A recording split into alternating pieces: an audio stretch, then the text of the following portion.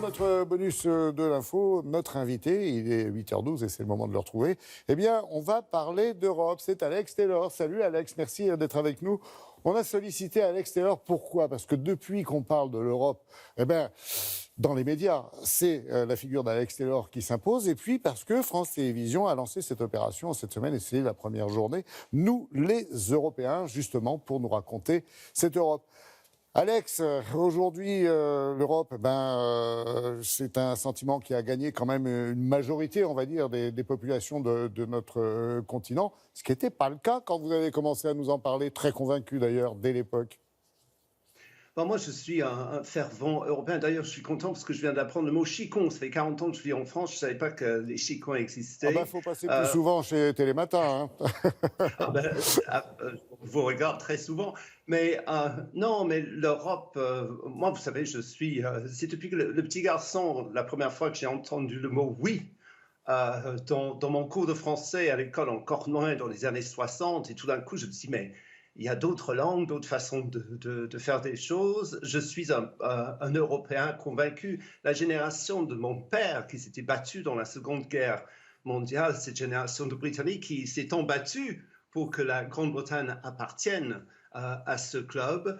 Vous voyez, moi, je sors d'une génération de Britanniques qui croyaient fort en l'Europe. Donc, c'est pour ça que je me suis toujours battu, parce que moi, l'Europe m'a tellement... Moi, je viens d'une famille très modeste, mais j'ai pu aller vivre, m'installer, disons, à Berlin. Je vis depuis 40 ans à Paris, dans des langues, des pays, des cultures qui ne sont pas les miens. Ma vie a été infiniment plus riche à cause de l'Europe. Donc, forcément, je suis très pro-européen. Mais Alex, c'est l'Europe culturelle qui vous a marqué quand vous étiez tout petit d'ailleurs. Je crois que c'était l'Eurovision qui vous a décidé à devenir d'un seul coup européen. On dit beaucoup de mal de l'Eurovision. Évidemment, personne ne regarde ce concours à cause de la qualité. Quoique je crois que la France va gagner cette année. Mais c'est vrai que c'était une fenêtre. Moi, j'ai grandi en Cornouailles et mon monde était du granit, du noir et blanc. On n'avait que 2 chaînes. Et tout d'un coup, un soir, on regardait puis la magie de ces phrases. Hello, Paris, may we have your votes, please? Et ça a ouvert beaucoup de fenêtres pour moi. Et je pense que c'est ce qui manque un peu depuis 35 ans que j'essaie de parler de l'Europe, ce côté affectif.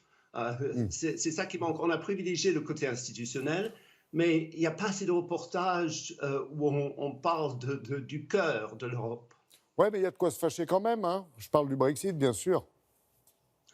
Vous savez, moi je suis, comme beaucoup de Britanniques, plus en plus d'ailleurs, qui sont contre le Brexit, mais c'est vrai que c'est un choix qui a été fait par les Britanniques, je le dis toujours, qui avaient le droit de vote, parce que je suis citoyen britannique et puisque je vis en France, je n'avais pas le droit de vote.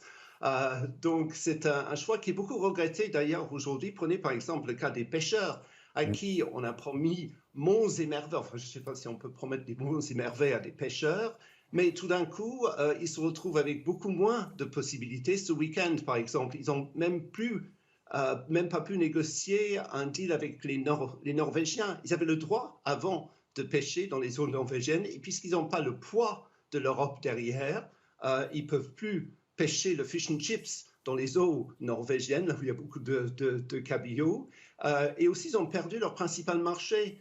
Donc, ils peuvent pêcher un peu plus de flétan, mais ils ne peuvent plus le vendre. Donc, en fait, c'est les premiers désabusés, les pêcheurs britanniques, à cause de ce Brexit. Et malheureusement, je pense qu'il va y avoir beaucoup d'autres personnes, beaucoup d'autres Britanniques qui sont déçus par ce choix. Parce que si on n'est pas ensemble, très franchement, face à la Chine, aux États-Unis, c'est pas des gentils. Hein. Et en plus, avec les pêcheurs, Alex, en plus, avec les pêcheurs, ils commençaient à bien s'entendre avec les pêcheurs français.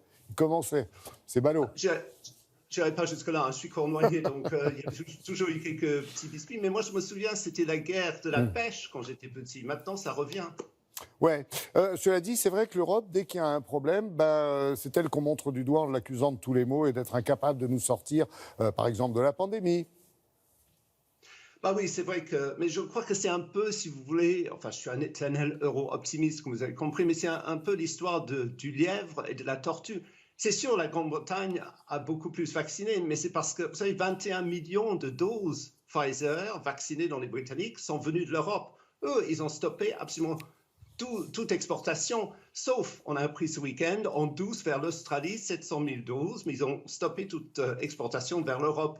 Donc, c'est facile quand on est vaccino-nationaliste. C'est toujours beaucoup plus difficile de faire en sorte que 27 pays travaillent ensemble sur la santé. Mais je crois, encore une fois, c'est le lièvre et la tortue. Ça commence à aller beaucoup mieux en Europe. Et l'Europe a commandé pour les années à venir, je crois, 18 milliards de doses.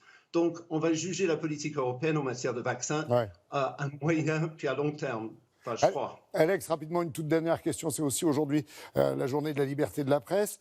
On sait qu'elle est quand même menacée parfois en Europe.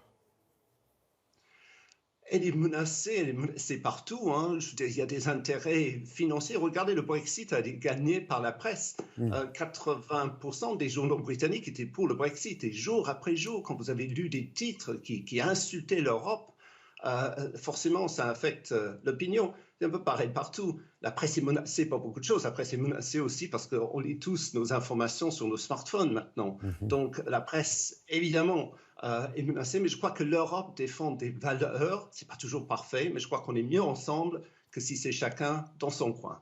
En tout cas, on était très bien avec vous, Alex. C'est gentil de passer nous voir ce matin sur l'antenne de Télématin pour parler de cette Europe à l'occasion de cette opération Tous Européens qui est lancée sur les antennes de France Télévisions cette semaine. Merci d'avoir inauguré et lancé cette semaine